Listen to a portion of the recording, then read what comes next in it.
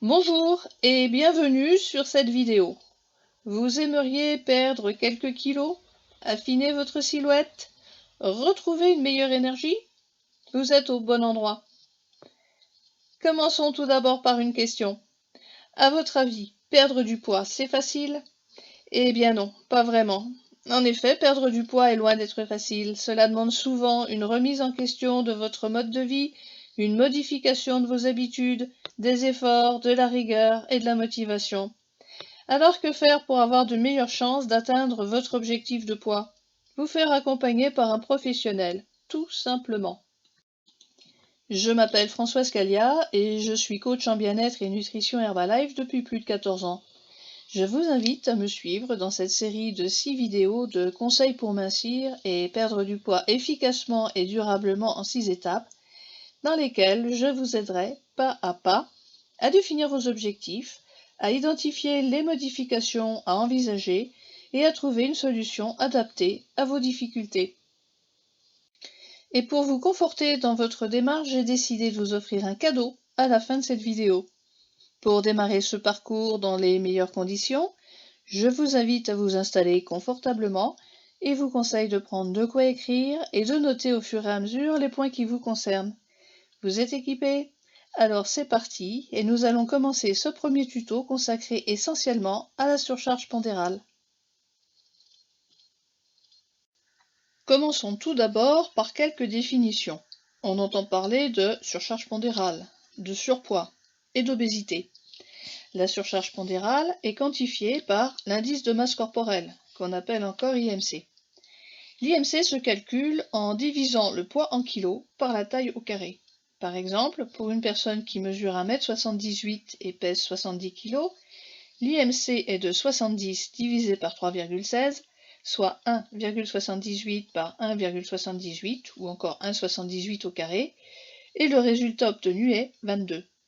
L'IMC souhaitable pour un adulte, homme ou femme, est compris entre 18,5 et 25. Au-delà, on va commencer à parler de surpoids. L'obésité, elle, est un excès de masse grasse qui a des conséquences somatiques, c'est-à-dire des conséquences sur notre corps, des conséquences psychologiques, des conséquences sociales, et exerce un impact négatif sur la qualité de notre vie. Le mode de calcul de l'IMC, tel qu'il vient de vous être indiqué, ne convient pas à l'état nutritionnel des femmes enceintes et des personnes âgées, pour lesquelles une adaptation des mesures est nécessaire et dont les normes sont différentes. Il ne convient pas non plus aux enfants, car l'IMC évolue au cours de la croissance et s'interprète dans ce cas à l'aide de courbes de corpulence en fonction de l'âge. De plus, certaines conditions physiologiques vont perturber l'interprétation des résultats. Une déshydratation fait diminuer l'IMC, tandis que des œdèmes ou une acide vont le faire augmenter.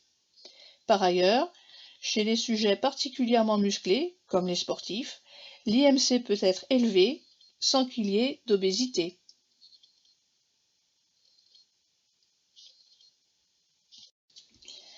La classification des IMC permet de définir le statut pondéral.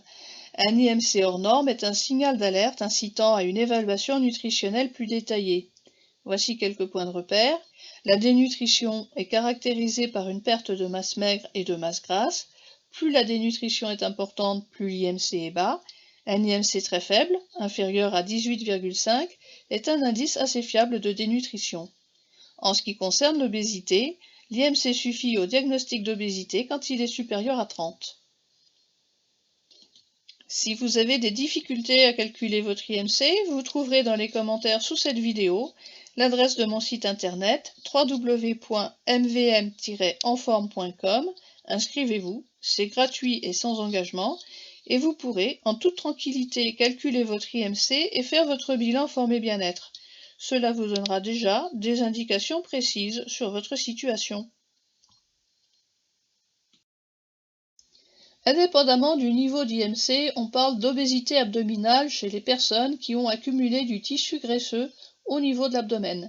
Ceci se traduit par un tour de taille élevé, supérieur à 100 cm chez l'homme et à 90 cm chez la femme. L'adiposité abdominale est un facteur de risque pour les maladies cardiovasculaires. C'est pourquoi la mesure du tour de taille est un meilleur révélateur des risques liés à l'obésité que le simple calcul de l'IMC. L'IMC permet de se situer par rapport à une échelle de normalité, mais il faut tout de même tenir compte d'un autre facteur. En effet, nous l'avons vu, l'IMC ne fait pas la différence entre la graisse et le muscle. Il est donc élevé chez les personnes sportives et musclées et ne peut fournir aucune information concernant la masse graisseuse. Vous connaissez sans doute les deux acteurs américains Danny DeVito et Arnold Schwarzenegger. Ils ont le même IMC et le même tour de taille, et pourtant la différence s'impose clairement. Le premier a beaucoup de graisse abdominale et le second, beaucoup de muscles. Il est par conséquent nécessaire de pouvoir évaluer l'importance de la mauvaise graisse abdominale. Le rapport entre le tour de taille et la taille en hauteur est un bon indicateur. Il est valable pour tous, hommes et femmes, quel que soit l'âge, et il est également applicable aux enfants. C'est le maintien d'un tour de taille inférieur à la moitié de la taille en hauteur qui permet d'améliorer considérablement l'espérance de vie.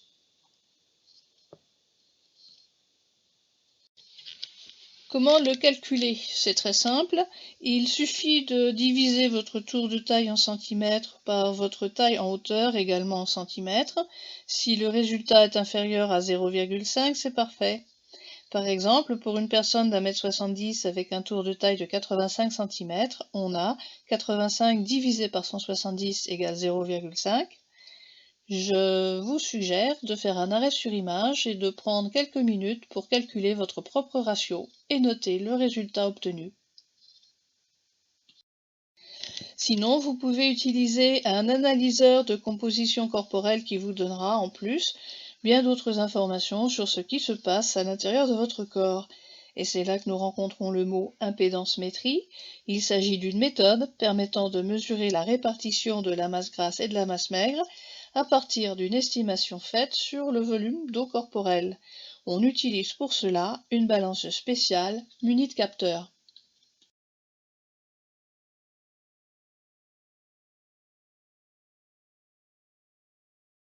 En sachant que le corps d'un adulte est composé d'environ 60% d'eau, voici la répartition de la masse grasse et de la masse maigre pour un poids normal. Pour les femmes, de 22 à 30% de masse grasse pour 70 à 88% de masse maigre, et pour les hommes, de 12 à 20% de masse grasse pour 80 à 88% de masse maigre. En cas d'obésité, la proportion de masse grasse augmente bien évidemment. Avant de quitter ce chapitre, pensez à calculer votre IMC et à noter la catégorie à laquelle vous appartenez. Maintenant que nous avons fait le tour du vocabulaire de base, nous allons nous intéresser aux différentes causes qui peuvent générer une surcharge pondérale. Il existe de nombreux facteurs qui peuvent être à l'origine d'une prise de poids. En voici quelques-uns, et je vous suggère de noter celui ou ceux qui vous concernent. Alors voyons ensemble en quoi notre mode de vie peut influencer notre silhouette. Dans la liste des facteurs environnementaux, nous allons trouver la sédentarité, nous ne bougeons pas assez, le grignotage, c'est-à-dire l'augmentation des apports caloriques et des prises alimentaires, l'augmentation des apports en graisse, la diminution de la durée des repas si nous mangeons trop vite, l'augmentation des apports en alcool, la déstructuration des repas, des aliments trop riches mais de faible valeur nutritionnelle, des régimes alimentaires trop restrictifs, et des facteurs psychologiques comme la dépression, l'angoisse, le stress, des facteurs comportementaux ou sociaux comme l'arrêt du tabac ou l'arrêt du sport, la prise de certains médicaments, les grossesses, certaines maladies hormonales et certains facteurs génétiques. Il existe également un certain nombre de troubles du comportement alimentaire qui vont se traduire par une prise de poids. La compulsion alimentaire, qui correspond à une envie ou un besoin impérieux de manger avec persistance éventuelle du plaisir. L'excès boulimique, qui est une prise alimentaire excessive, incontrôlée et sans plaisir cette fois.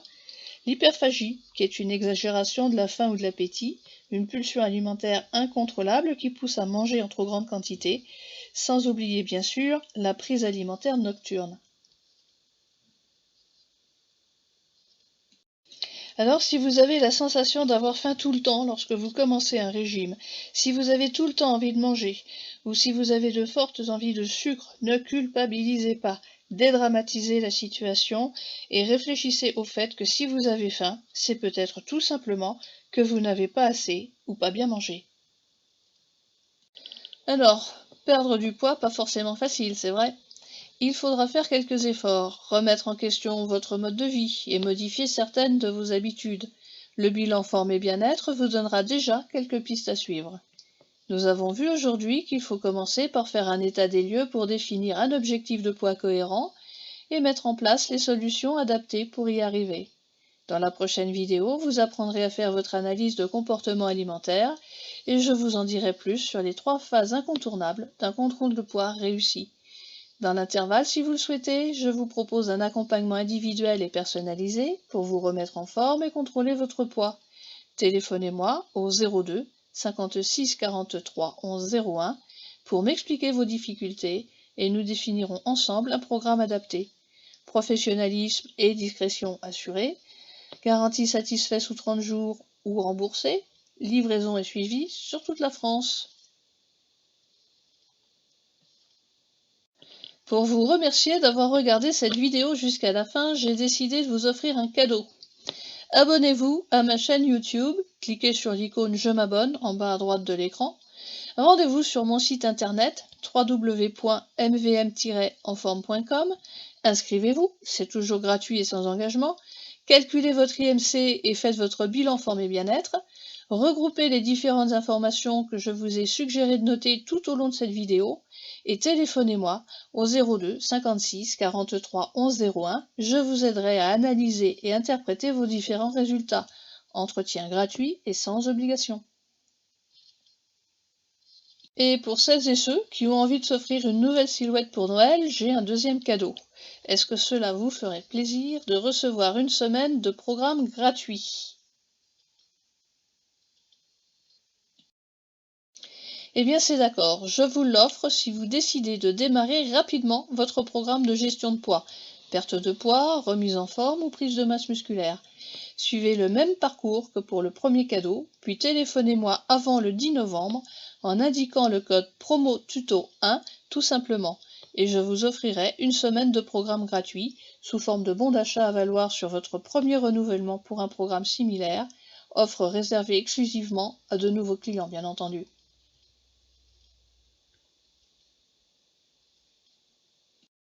Je vous remercie d'avoir regardé cette vidéo et vous dis à bientôt pour la prochaine.